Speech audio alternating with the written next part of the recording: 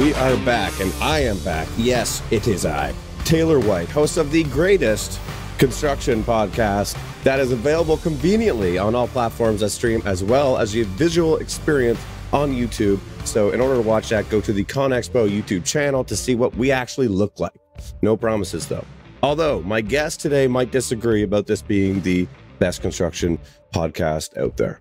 Welcome back to the one and only ConExpo ConEgg podcast. Today I have the dirtbags of the dirt world, the double Luke edition, Luke E and Luke P. This is going to be a high value podcast for the listeners, so get ready. But before we start, I need to add that I did in fact have the first ever black 315 before Luke Payne. Boys, welcome out.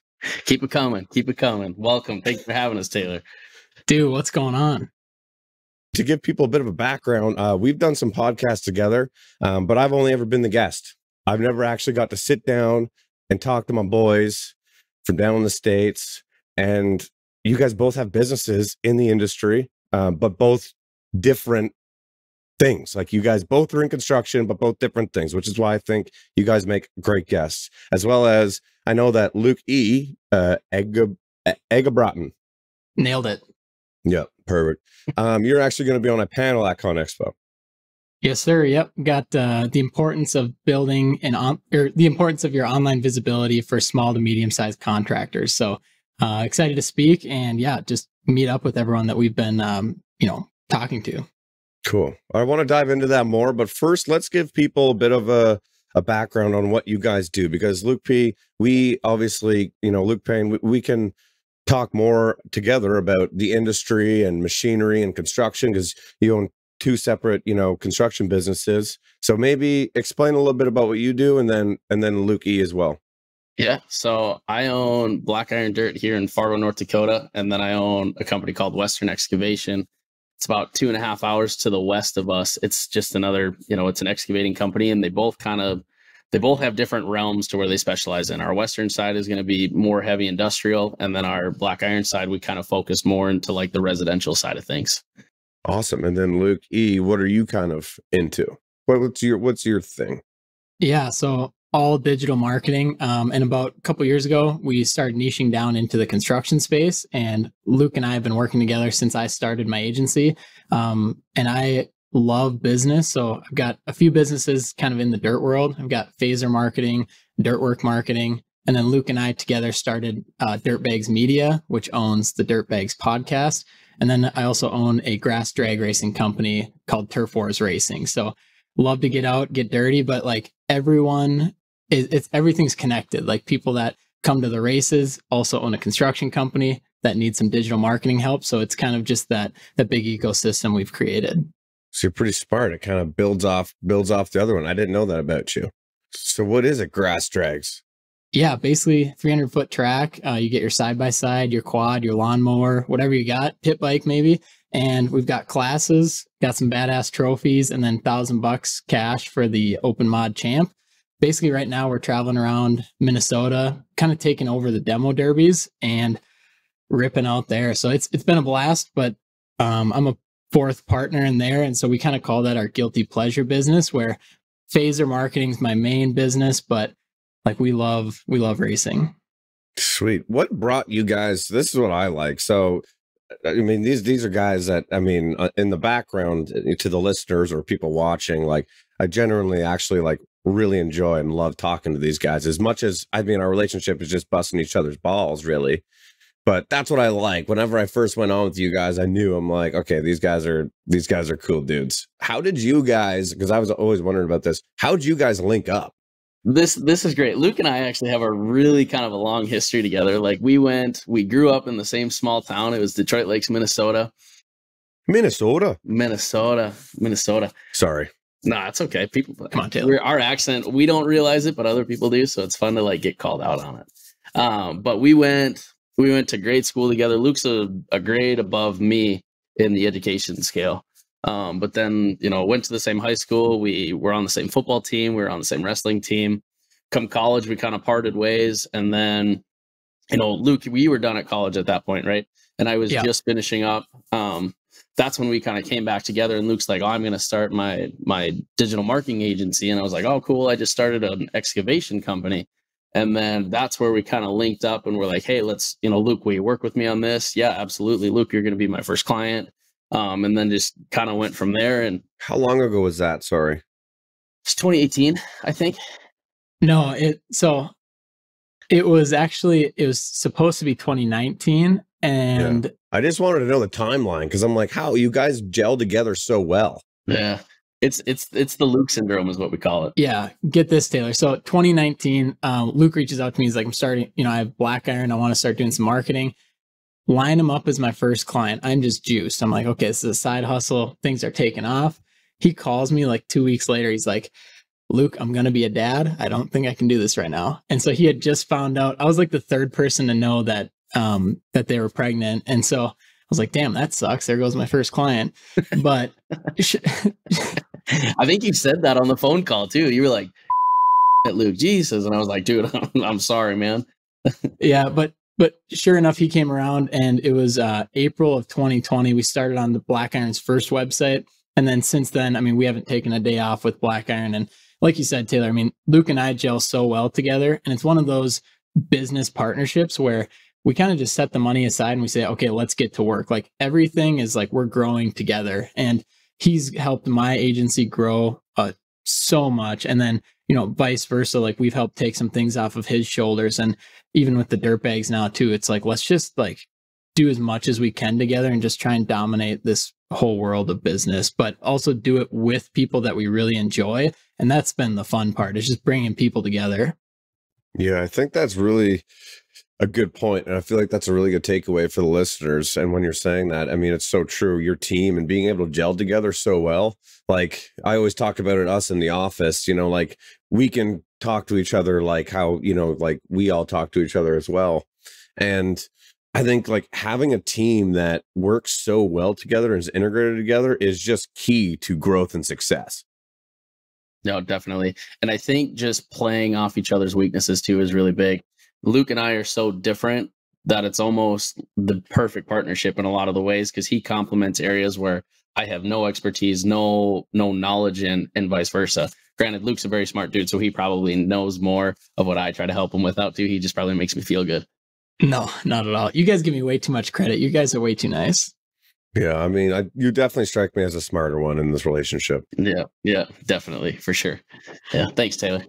Appreciate it. I think I'm going to start commenting on those TikToks and be like, who's this guy? Who's this guy? We'll go back and forth. Yeah, for the people that are listening, we go back and forth on TikTok quite a bit, me and Luke Payne, and we had a little bit of beef on there, but it's all resolved, but it could fire back up real quick here. We had the race to the 315s, and I think Taylor did win, but by like a week, dude. That's how I actually knew about you, is, you posted on TikTok and I was like, okay, this guy has another 315 painted black. Like, that's incredible. And then people were in the comments and then you commented and was like, who's Taylor? Never heard of her. I still love that. That's great. That was funny. That was hilarious. I wanted to ask you, Luke P, how do you manage? Because when Dylan was in here, Dylan from D2 contracting, and D2, sorry, Dylan. He's from Michigan and he was up here visiting me in Canada. And he was telling me about how you have like he was at a job site in a different location. And for me, I always find that I have the opportunity to maybe move operations to another location as well, because I have some good contacts in, Toronto. And you're the Toronto area. And I always struggle with how am I able to do that? How can I do that? Have something set up in a different location? So I kind of know my answer, but I'm interested to hear from you. How do you manage doing that? Because that's an art.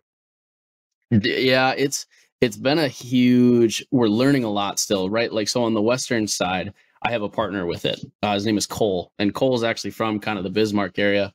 But what we're finding in that realm is, in order to be successful, we have to travel. We got to travel to these smaller areas. And then honestly, that's where, our guys come into play. And Dylan, Shay, Cole are probably like our three main guys out there right now.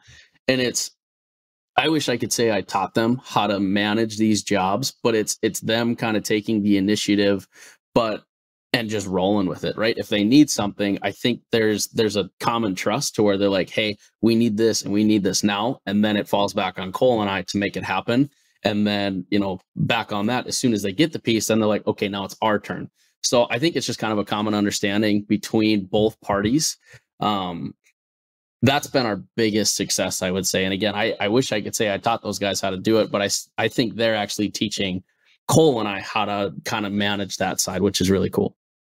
Yeah, I guess it kind of comes down to just like you're saying, having the right people, right? Oh, 100%. And, finding those people is, few and far between, because I feel like the people that can do that on a job site will probably go and, do it for themselves.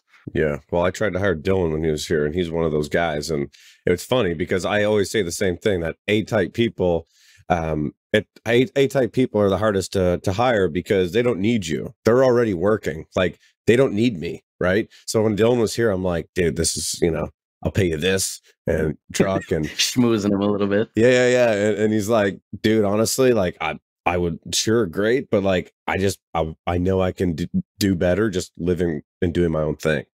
And I was like, it's so true. It was a perfect example of like, this guy doesn't need me because he's already a A-type personality. But Luke E., because you're in the same thing, right? You have things going on in different places, but your business can be done a lot remotely, right? Versus guys in machinery actually doing the work.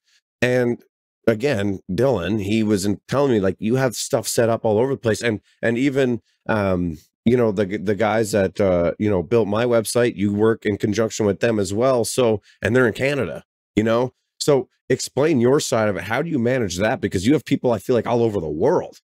Yeah. So, I mean, we have like a very scalable business model, I guess, because I think what a lot of marketing agencies do is they go very broad and they say, we'll work with anyone.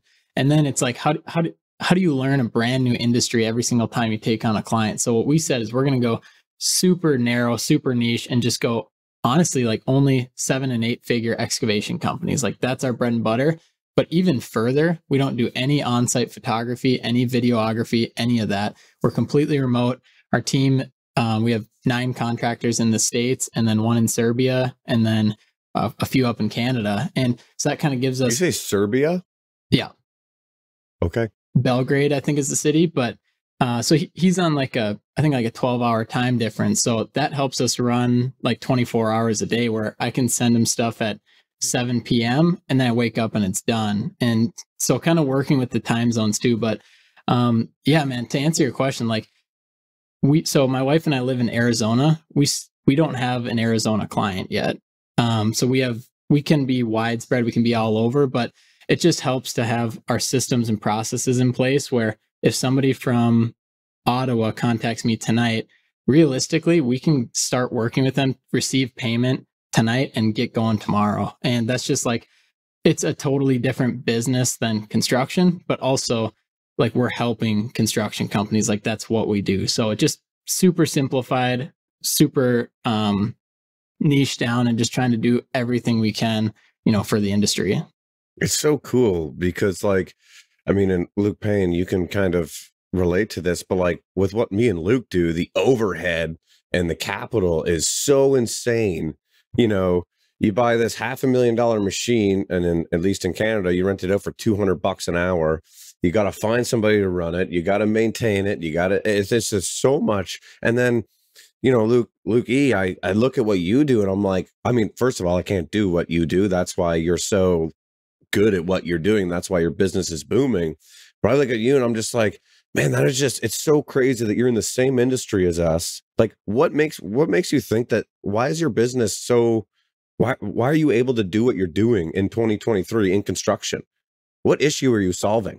So the issue we're solving, and really it comes down to, so obviously the big players, BuildWit, Eagle Eye Productions, like some of these big outfits, we work with everyone. We work with all these guys. So not just the big guys. Yeah. Like we're directly tied in with everyone, where we're like, hey, we do websites, SEO, and paid ads for excavation companies that are typically doing 1 to 50 million, so now it's kind of broadened a little bit, and it's like, yeah, if we have somebody that does $500 million, like we're not going to take them on. We're going to send them to BuildWit. And so there's kind of just that, the one mission of like make the dirt world a better place. And not that we're an employee or anything of BuildWit, but it's like, where can we kind of fit in and add value? And so what we're seeing to go back to the question is anyone that's doing, 1 million, 3 million, 5 million, they can't afford to hire an in-person digital marketing department. It's just not feasible and it's not smart. But what they can do is they outsource it to a team that does that every single day. Like right now, it's like $2,500 a month, and we have a team of 12 that has a program for our clients. So just to give, some of those numbers, because it's half of one full-time person, and we plug ourselves in for the next 10 years with our clients. And so that's kind of the goal, and that's how we can kind of help solve those problems and grow with our clients. So I guess Luke Payne, you're utilizing you're utilizing phaser marketing. And so like, what issues is he solving for you? What does he help you do? I was going to cut into that, Luke, because I think you hit the nail on the head. But like the issues that I see as a contractor is I don't know how to establish dominance on the website side, right? Because your website is like your gatekeeper. If someone wants to know more about you, they're going to Google you, right? And the more powerful you are on that site, I feel like it establishes more of the trust. And that's where Luke has really helped, get us in front of almost the right eyes, and then making sure our platforms are solid to where these people are like, okay, they have a very impressive structure to their internet self that, hey, let's maybe trust them that way. So that, I feel like, Luke, is the issue that you've definitely solved for me and many others, but then also just maintaining that too is super huge. Keeping up with, different trends of the internet, different trends of, what's popular, what's not popular, things like that. That's where you and your team have created I'll call it a monopoly, just because you guys are so good at what you do, and not trying to plug you, but I'm sure, you could take other people up against you, and just from what you've created has, again, helped me immensely and helped Western immensely. So. Yeah. And I appreciate that. And I think the biggest thing is the consistency. So we don't do like, hey, we're going to do a magic trick for 3 months and your business is going to explode. It's like, before we get into business with a contractor, it's like, we want to be in business with you for the next 5 to 10 years. Like if they don't already have that mentality of like, let's grow together, then we probably don't want to work with them. So we're very picky in who we want to work with. Even if it's a company that just doesn't want a website or doesn't want to have that online presence, like of course they need to have that before we work with them. And another thing too is we don't want to beg anyone to work with us. It's like we want to work with contractors like Luke who are like, hey, I want to be out there. I want my business to be out there. I want to be able to survive like the ups and downs of the economy, not just like the next 6 months, but hey, let's make this a big thing while other people are cutting back. Let's put our foot on the gas, and that's what we can help with.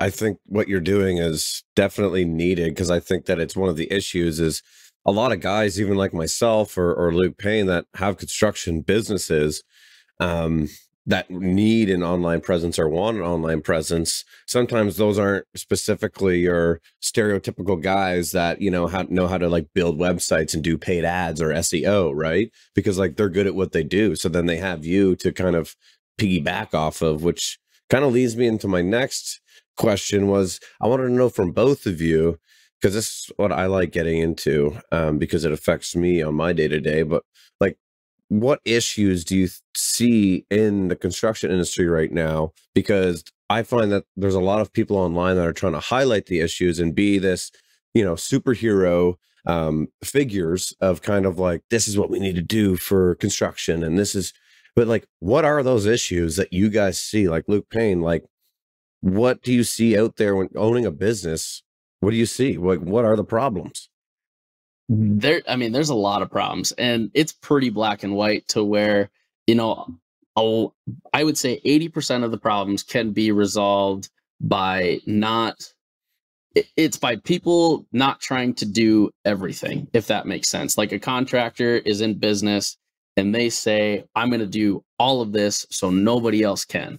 Right. I think that's a really big issue to where, and not saying that companies can't do everything, which they can.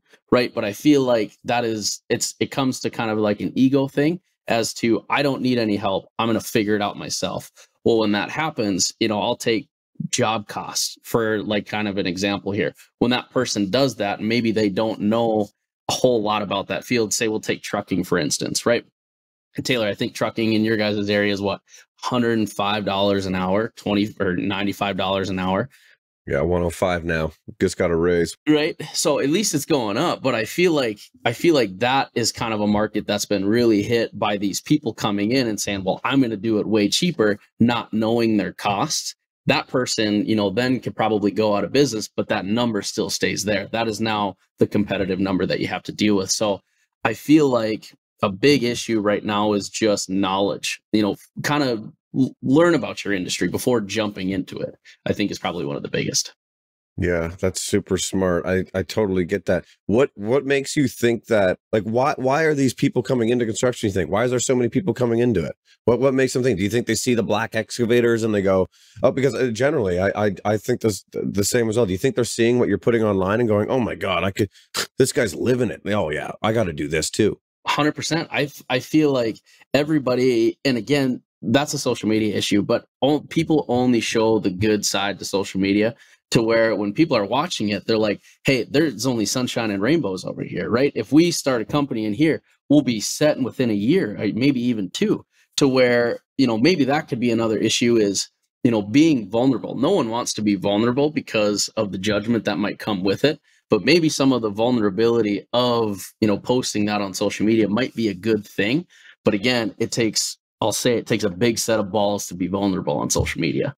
Yeah, 100%. What are some of those things that you think people aren't showing? Because I know I could list 3 different things that I don't get to show because I feel like it would run into privacy issues with my guys because we are so small. Like, we just had a shakeup this week, and like, we lost an excavator operator on Monday, and he ran our big 325. And obviously I've never talked about his name personally, but it's one of those things where, like, I want to go into depth and talk about it and talk about the reasonings and my mind process on it. And obviously I'm thankful because it creates I find that whenever this situation happens, it creates opportunity for other guys to really step up. But what are some of those things on your end that you find are like, people need to show more of this?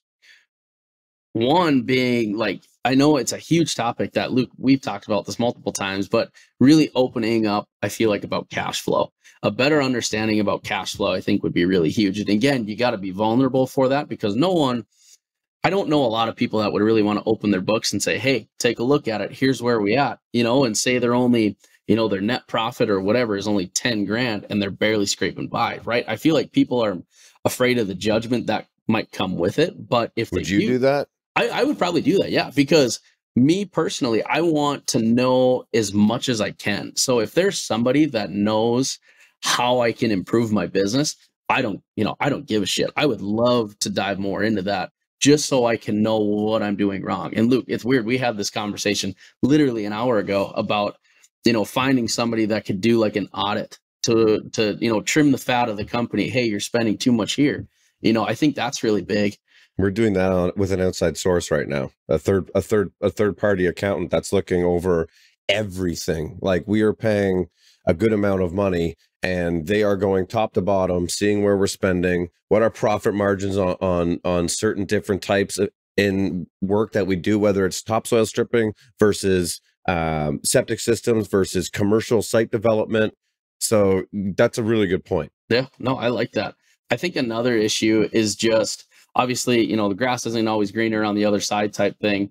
But just being open. I feel like there's a lot of secrets held within the company, to where if there was maybe more conversations about that, there would be more room for growth, with, the employees, right? To where, if guys are always demanding raises, or if like, hey, we need this, we need that. Well, let me show you where we're at, and let me show you why we can't make that happen. And then that can maybe lead into conversations, obviously internally, where can we, limiting mistakes, where can we limit mistakes that cost us so much money?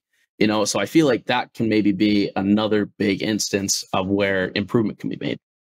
Yeah, I totally relate to everything you're saying. And I wish obviously opening up our books to an outside source was kind of like, okay, I don't know these people, and I'm giving them my year-end financials from this year, because our year-end we're September 31st to September 31st. So just handed those over last month, and it was kind of like daunting. But in a way, it's nice to have an outside look of the eyes on your books. But Luke E., do you see people coming to you? Like, are you hearing the same thing with the kind of, not industry, because you're in the same industry, but with what you're doing? Are people coming to you with these issues, or are they coming to you with different types of issues, or you're hearing this from your clients? Yeah. So it started out as, so my main motto is like, I want to be a resource first and a marketing agency second. So I just want to be like a book of knowledge where people feel comfortable, like, hey, Luke, I want to start a marketing agency, or hey, Luke, what should I do? I just started an excavation company. How should I get started? And just, I just trying to be a normal guy and like have that conversation. So that's how I always started. And it just, that's how kind of how it was. But until the dirt bags came along, now it's opened up to a lot more construction knowledge. And it's crazy because I never worked in construction, but it's crazy what you pick up on when you get to talk to construction owners from all over the world every single day. And so I think just realizing that I don't have all the answers, but maybe somebody's doing something that's working and I can just provide that piece of advice or that tip. And what's really helped, I was going to bring this up, Luke and I, is creating a sense of community. And we've done that through the podcast, and then especially Dirtbags University, like where we had that paid exclusive group of people like, okay, we're not recording this. This is an exclusive group. Like, what do you got? Thank God, eh, Luke P? Yeah, thank God. Just do it, Jack. Luke was a menace. Jack. You have to be in the Dirtbag University and sign up for the next one if you want to know what we're talking about. That's a great selling point. But, to that point of like, Luke and I had this conversation of, hey, what do people actually need and want? And we talked about like cash flow, and then can we open up somebody's books? And, we're kind of volunteering Luke and just like, let's a closed off group, people that need help going through that. Let's have them on the call, and then have somebody like audit his books, maybe on a live meeting. And because how much can you get out of that? That's what we're trying to do, is figure out what people actually want to know and what they can get value from. And also, to be honest, I try and stay in my lane as much as possible, because I don't pretend to know everything about video, or things like that, even construction too. So just being kind of ignorant, asking the right questions, getting people to talk about their passions, and then realizing too that, you have some value that you can add in any conversation, I think is huge. Yeah, those are all really good points. And I think what you said at the end there is really important, because understanding that, like, okay, I haven't necessarily owned a construction company, because I feel like you can come off sometimes as not you yourself, but I mean, like, let's say I was hiring you to, look over some stuff for me.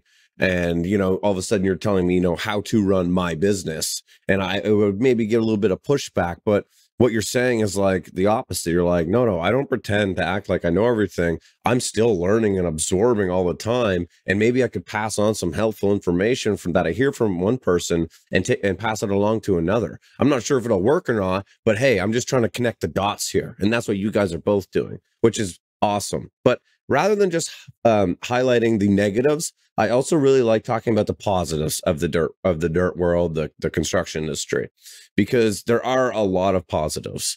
And I'd like Luke E., like, what are some positives to the dirt world, and because ultimately we want people to come in here and enjoy the construction industry, because you can make a good living for your family and all that. But what are some positives, I guess, that you see? Some of the positives I'm seeing personally is the involvement of people our age. So I'm 27, Luke's 26. Taylor, you're like 42, something like that. 43. But honestly though, just, I feel like a couple years ago, it just didn't feel the same. And so, what Luke and I and myself too, we're doing more with construction management students, and we're doing more with colleges, and we're just seeing that more people are excited and interested. And another big thing is, Con Expo, I think, is going to be a game changer. And this is my first year, so I can't compare it to other years, but what we want to do to like bring people together and like meet people and shake hands. And they have 150 plus speakers, educational sessions at Con Expo. Like, we want that to be the standard of like, let's go learn something while we're here, not just touch the pretty paint or go look at the new machines or anything like that. Like, yes, that's cool, but what can we learn? And what we've seen, what Luke and I have seen, is that people are hungry to learn, especially when they're a business owner. And we saw that through the webinar. As people paid, they showed up, and an hour and a half in, every single person that paid and showed up was still on the webinar. And that just doesn't happen. It's optional. It's a Zoom call. They can get off anytime. People are hungry to learn. They're willing to pay for it. And we're seeing that like firsthand. If you need to meet them, they're here at the ConExpo ConAg. You'll meet industry leaders and friends. You'll build new relationships in the community. You'll find the equipment, the services, and the people within your construction field. Registration is now open, so save 20% with the promo code PODCAST20. Again, that is promo code PODCAST20. I am going, both the Lukes are going, and tons of people will be going. North America's largest construction trade show, and is March 14th to the 18th, 2023, in the beautiful Las Vegas, Nevada. So check out conexpoconag.com to register and for more info.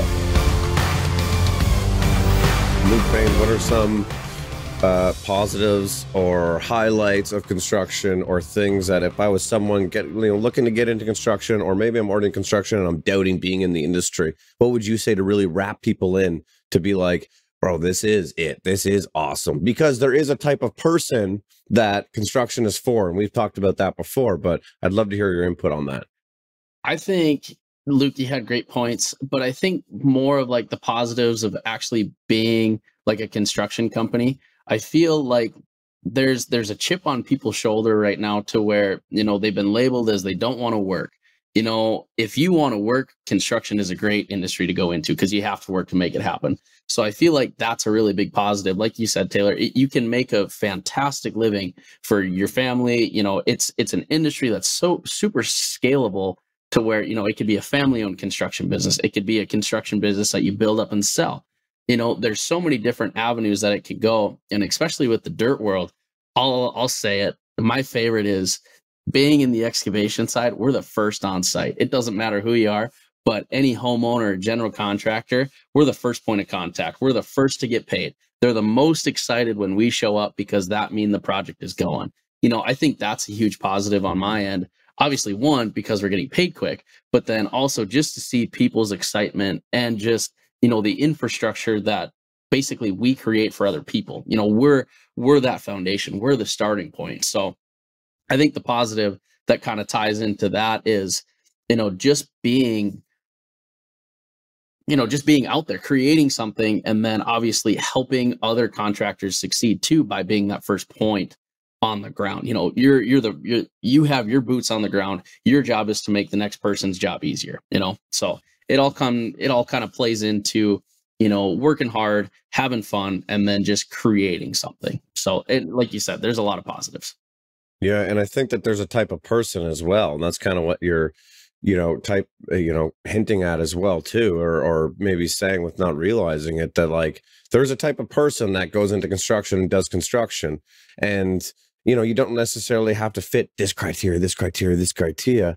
And it's cool because I think someone listening that might also have different skill sets, hearing it from both Luke E and Luke P to the listeners right now, these are guys that are both in the construction industry but doing completely different things. One guy owns an actual construction business that's doing physical, tangible dirt work, and the other is helping that tangible dirt work business grow online and helping with the back end stuff. So I think it's really cool that now we're entering this phase of construction where it doesn't matter if you're not a blue collar, person in school, or you're not good at wrenching, or, getting dirty all the time. That doesn't matter. There's still space for you in the industry. Is that fair to say? 100%. Yeah, that very well put. Yeah. And Luke E, I really liked your point about the Con Expo, and also super pumped to see you boys there. But it's exciting because the draw is the machinery and what's new and the shiny paint and all this. But what is more interesting is the carry-on conversation of what we're having now, but with other massive industry leaders. Like, although we've talked so many times and we think obviously we're the best, but there's other people that have so much more to bring to the table as well. And I think that that's where you can really pull value from ConExpo, where it's an extended conversation of stuff that you want to know. And they have so many different panels of what to actually listen to, which is going to be really exciting to hear. So what panel, again, Luke, I know you touched on it earlier, but I wanted you to dive more into it and kind of maybe explain the conversation that you're going to have at ConExpo. Basically, it's the importance of your building your online presence. And obviously we're targeting it to the small, medium-sized businesses. So from 0 to 10 million, that's kind of what we're targeting. And which is a big market. It's a big market. We kind of usually segment it from 0 to a million, 1 to 10, and then 8 figures. But this is for you're taking your construction company from offline. How do you go online? I'm trying to break it down into the most simplest form so that there's actually tangible, actionable steps they can take from the session at ConExpo. The next day, they can put them into action. And I'll actually be launching my first book at ConExpo. And so super pumped for that. You got a book, dude? Yeah, The Digital Dirt World, it's called. Should we call you David Goggins? Sorry, what's it called? The Digital Dirt World. Man, you're incredible. Oh, dude, stop. You're making me blush. Where's your girlfriend? She's my wife. Your wife. I corrected myself. Don't tell the wife about the girlfriend. Yeah, I won't. She won't listen to this. But yeah, so the book will help tie into the presentation of, and same kind of thing. Like, I'm going to stay in my lane of like, this is what I do every day. This is what I know how to talk about. And I'm not just going to start talking about the mechanics of a skiddy or something like that. It's like, I'm going to talk about what I know. If people like that, great. And what we're seeing is that people are interested. And so I think with the book, what that'll do is maybe not a lot of people are reading construction industry books because they're probably outdated. So I want to give that fresh look of like, hey, we're doing something different. I'm not the blue collar guy, but I work with blue collar guys and gals every single day. And so this is my perspective on it. We're going to have people from in the industry in the book as well, writing little excerpts. So I think that'll be an electric session. I missed my memo on, I guess, writing in your book. I sent it in the mail. I think you should have gotten it. Oh, you're right. Or you probably sent it to my pager. Yeah, you Canadians are a little behind up there. Yeah, in our igloos, eh? That's really exciting, dude, and I can't wait to actually see that at the show. And Luke Payne, you're heading there this year too, right? We're going. I'm excited.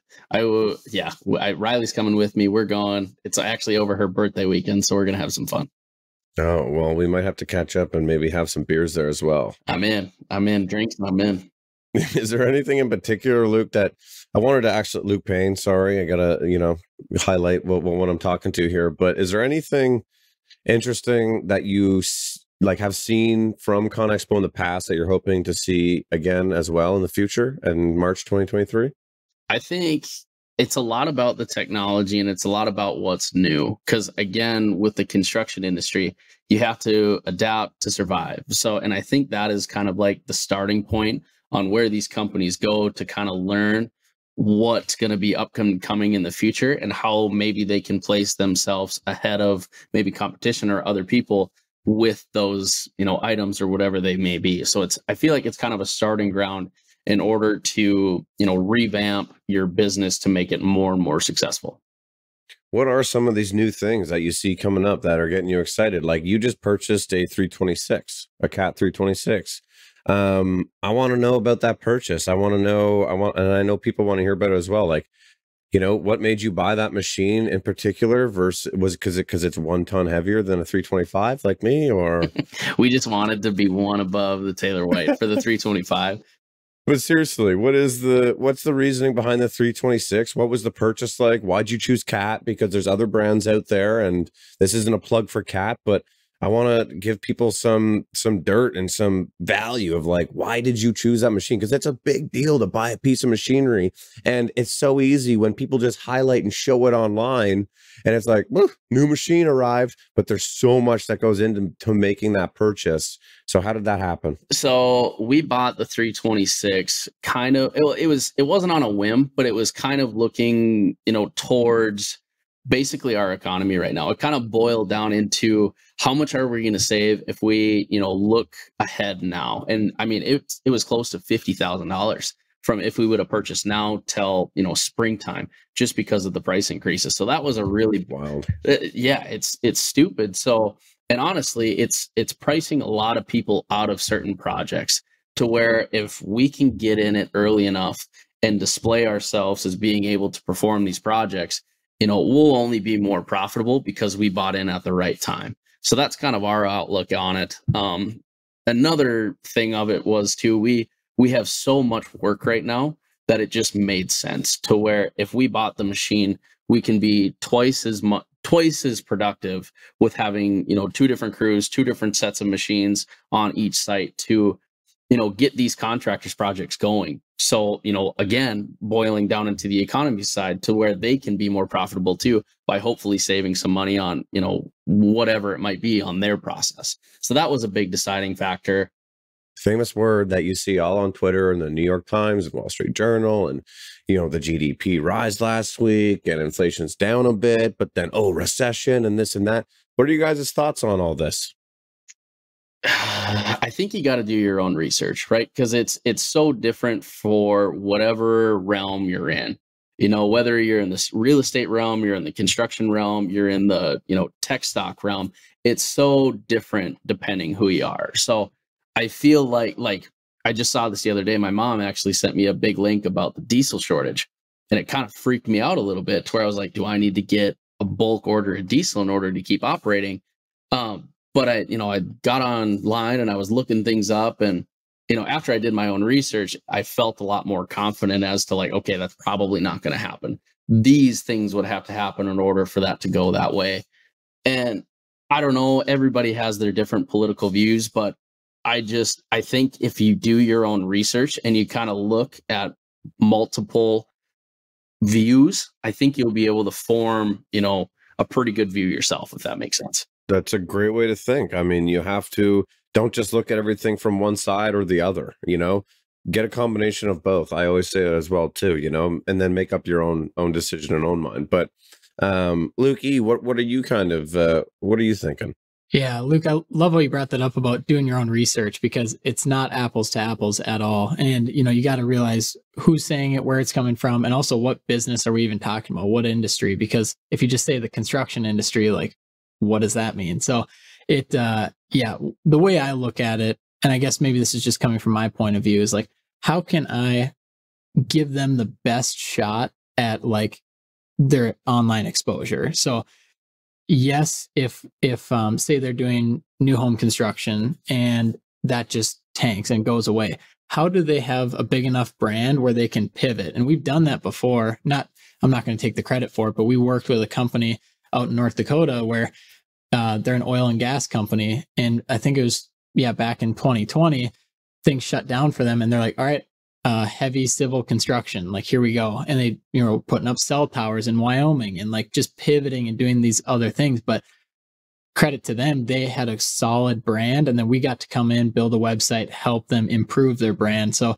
I try and look at the economic situation as okay, bad times do come and bad times do happen. So how can we try and set you up best to pivot or to make the most out of these situations? Because I think we all know they're going to come every X amount of years or whatever it is, but it's going to happen. So how do we just build a sustainable business? To piggyback off that, Luke, sorry to cut you off, Taylor, but I think you said this on another podcast, to where, okay, bad times do come, but what are you basing those bad times off of, right? Are you basing off of 2020? Are you basing off of 2021 when everything exploded?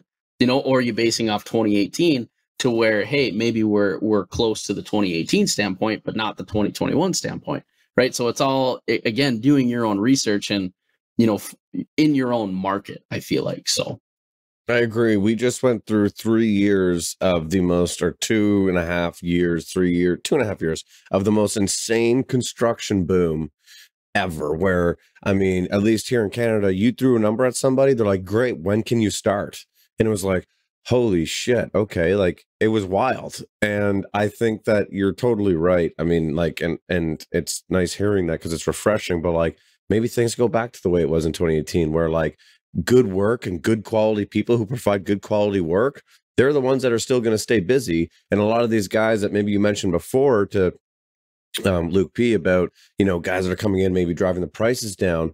Maybe those are the guys, they're driving the prices down now because they're realizing, oh shit, I can't sustain myself because not everyone's saying yes to everything right now.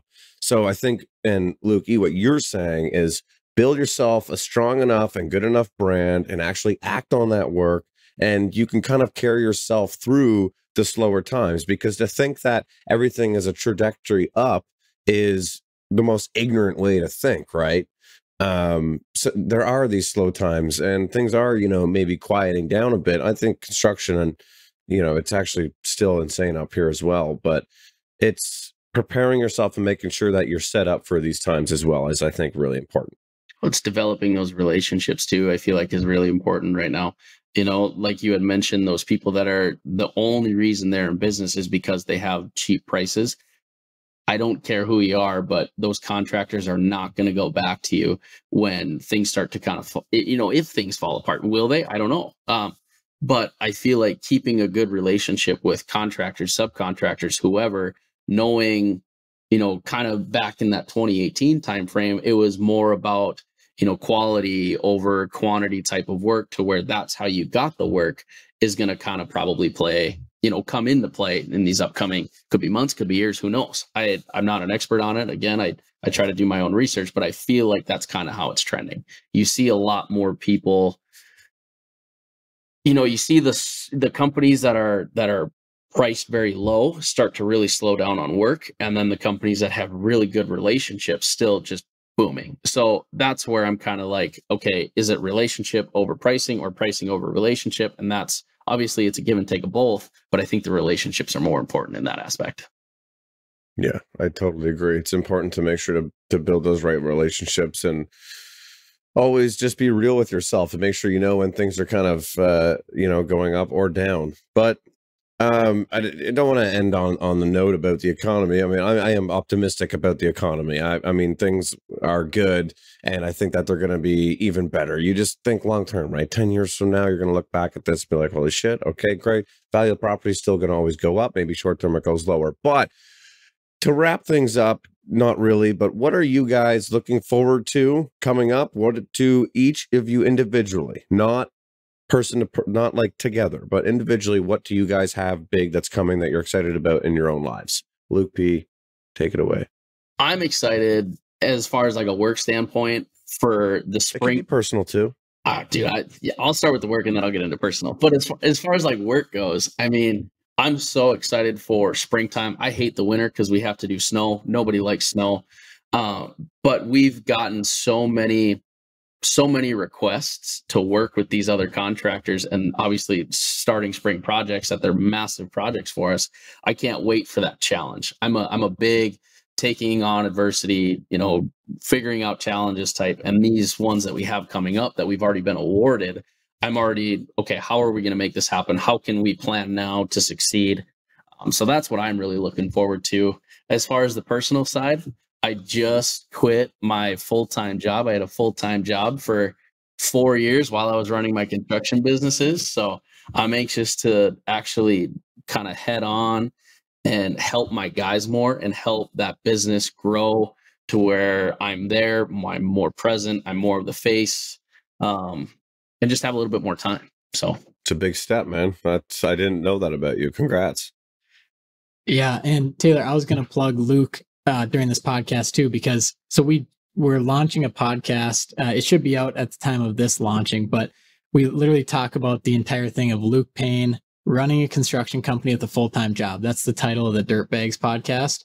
Luke, for this entire time, has had a full-time job that like nobody knew about. And I just think it's the most incredible thing how he built up Black Iron, Western Excavation, and even the Dirtbags too, like the podcast, while working a full-time job. And so it's like we dive into all that stuff, and it's pretty awesome.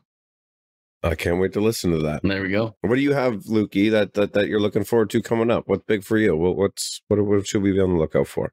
Yeah, man. Just, the Con Expo speaking opportunity has opened a lot of doors for me. I'm speaking at a lot of colleges, like I mentioned, with construction management students, different associations, different conferences around the country. So I just love meeting new people. I think it's a blast getting to see a new city, having those people take you out, show you the restaurants, things like that. So just really embracing that. And, you know, I enjoy speaking to people and just kind of figuring it out, realizing that if I stutter over my words, it's not a big deal, but let's try and, you know, just have a good time while doing it. So that's been awesome. And then honestly, yeah, just traveling with my wife, Olivia, not my girlfriend, but my wife. She, we have some trips planned this next year, and we're just excited. You know, we try and live every single day just with the most purpose that we can, and just because every day is not guaranteed. So even the days we're not traveling, it's just like, how can we just enjoy this sunset or this sunrise and just be thankful for everything we have. So I guess personal life, yeah, just excited for some trips coming up and coming to see you in Canada. Nice. Yeah, you got to do that. You guys got to come up, or I'll come down if that's easier, but we do have to all meet up. But that was very deep and very important, Lukey. You know, like living every day. I really like that. Hopefully people kind of really pick that up, and like every sunset and sunrise. And I want to end there because that was very, very good. But these two guys here, Luke Payne and Luke Eggebraaten. Yeah. Eggebraaten? No, you had it. Eggebraaten. Okay, I had it. Reverse. Anyways, you guys, we'll see you at Con Expo, and we're going to continue this conversation there. And I can't wait to do that with you guys. And I really appreciate you guys cutting out the time. I know that you guys have an awesome guest coming up on your podcast as well too. People can find you guys. Where's the best place to find you guys? Luke Payne, where can we find you? Black Iron Dirt on Instagram, Official Dirtbags on Instagram, Official Dirtbags Podcast on Spotify, Western Excavation, or Luke Payne on Instagram. Lukey? Love it. Phaser Marketing on Instagram, Dirtwork Marketing on Instagram, and then our website, phasermarketing.com. And then, of course, the Dirtbags Podcast. You can find us on all streaming platforms, YouTube channel. Follow along with us, shoot us a message. And of course, Luke Payne and I are both on LinkedIn. We're on it every day and we love it. So shoot us a message anytime. We'd love to get to know you or answer any questions and just like have a great time. So Definitely. Thanks for coming on, boys. Thanks for having us, Taylor. Appreciate it, man. Cheers. If you need to meet them, they're here at the Con Expo ConAg. You'll meet industry leaders and friends. You'll build new relationships in the community. You'll find the equipment, the services, and the people within your construction field.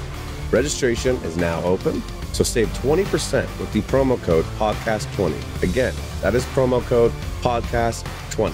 I am going, both the Lukes are going, and tons of people will be going. North America's largest construction trade show, and is March 14th to the 18th, 2023, in the beautiful Las Vegas, Nevada. So check out conexpoconag.com to register and for more info.